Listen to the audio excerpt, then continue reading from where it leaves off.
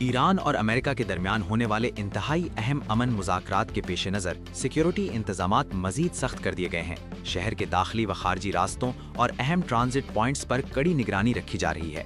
تفصیلات کے مطابق ایران اور امریکہ کے درمیان ہونے والے انتہائی اہم امن مذاکرات کے پیش نظر وفاقی دارالحکومت اسلام آباد اور پنجاب کے مختلف اضلاع میں سیکیورٹی انتظامات کو حتمی شکل دیتے ہوئے انتہائی سخت کر دیا گیا ہے۔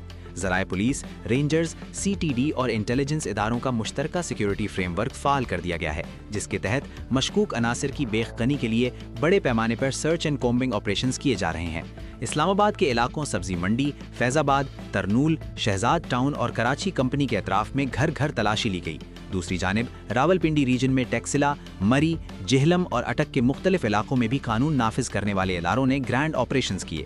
نور خان ایئر بیس اور اس کے ملحقہ علاقوں میں سیکیورٹی ہائی الرٹ کر دی گئی ہے، جبکہ شہر کے داخلی و خارجی راستوں اور اہم ٹرانزٹ پوائنٹس پر کڑی نگرانی رکھی جا رہی ہے۔ حکام کا کہنا ہے کہ تمام حساس تنصیبات اور رہائشی آبادیوں میں اضافی نفری تعینات کر دی گئی ہے، تاکہ بین الاقوامی وفود کی آمد کے دوران امن و امان کی صورتحال کو مثالی بنایا جا سکے۔